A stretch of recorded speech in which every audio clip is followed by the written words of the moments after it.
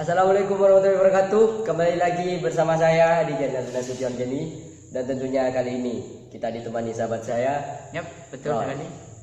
Kali ini kita akan membahas kelainan-kelainan pada sistem ekskresi manusia. Dan tentunya sebelum masuk inti video, jangan lupa klik tombol subscribe. Dan jika kalian suka, klik tombol like.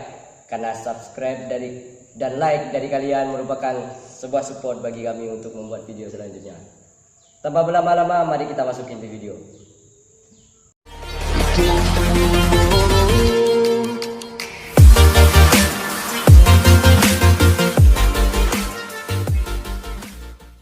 Oke guys, sekarang kita akan menjelaskan apa itu sistem ekskresi.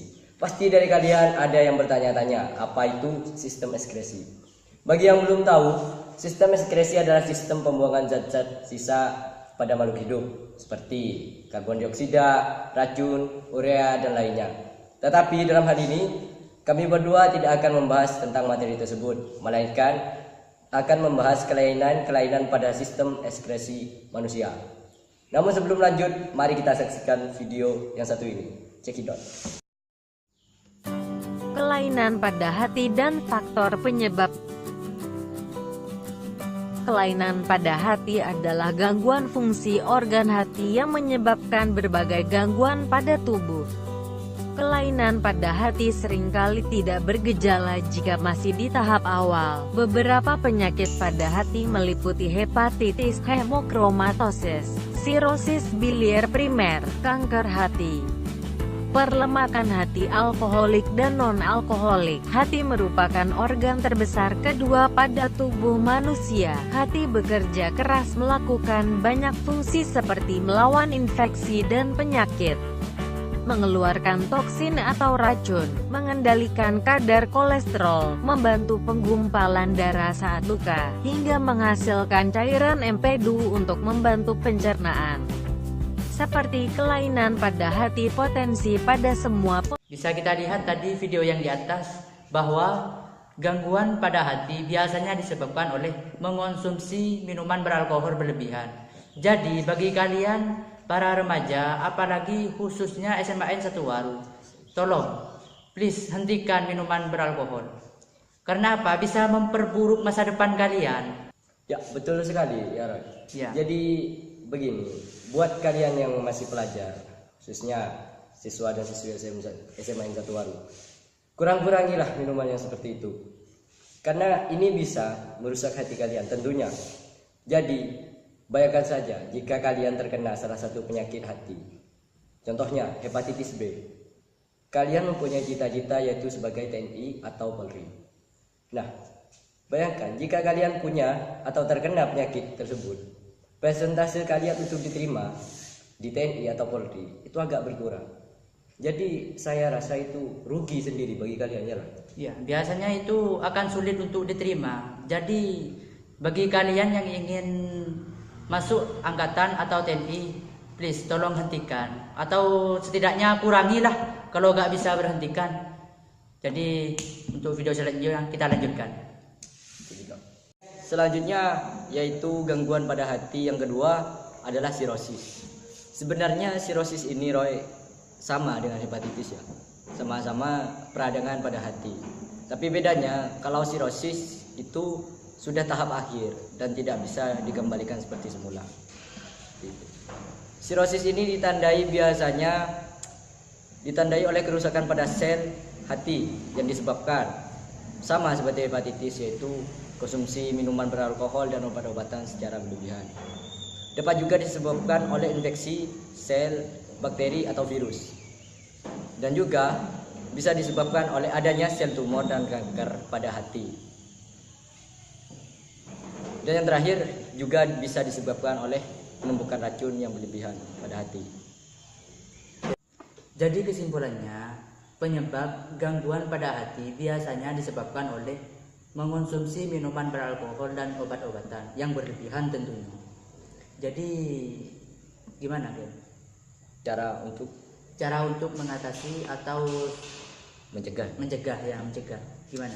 Ya, kalau untuk masalah mencegah biasanya dilakukan dengan menerapkan pola hidup sehat, jauhi minuman beralkohol dan obat-obatan secara berlebihan.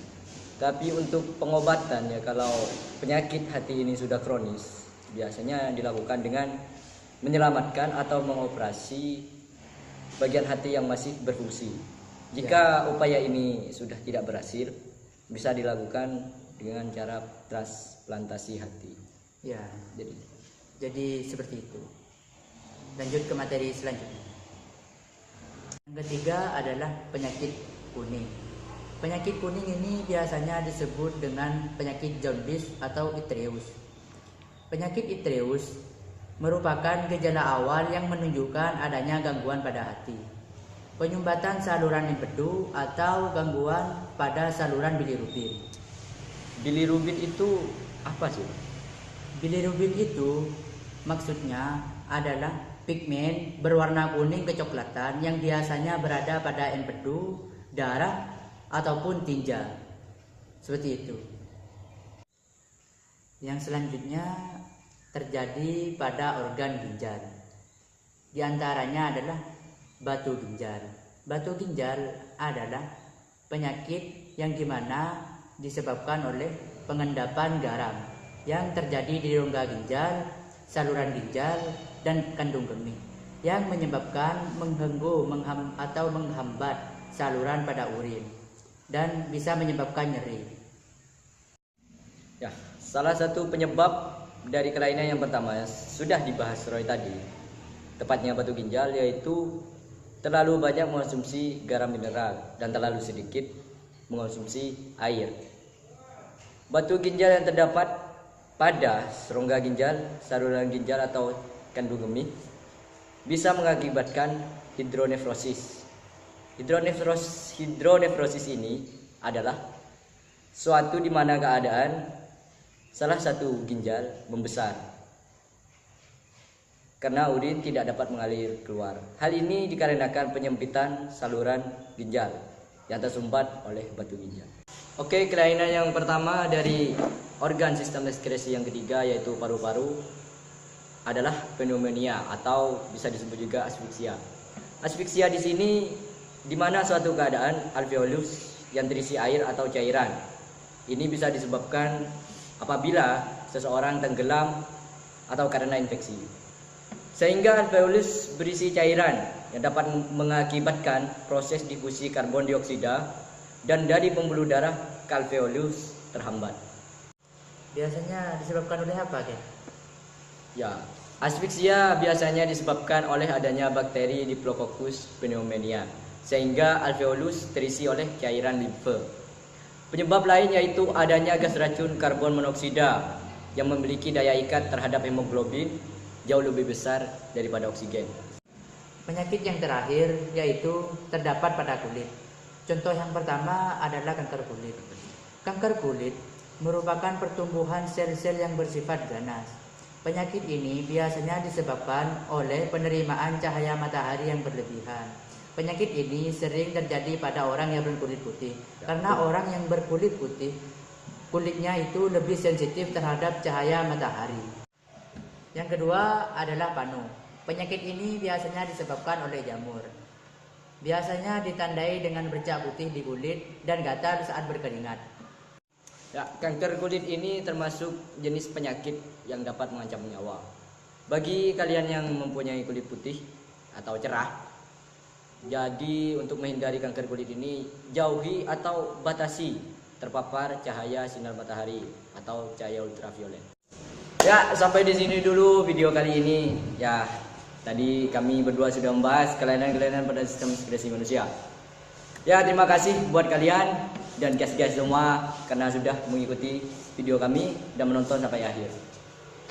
Jangan lupa klik tombol subscribe dan jika kalian suka klik tombol like, dan jika ada masukan jangan lupa komen.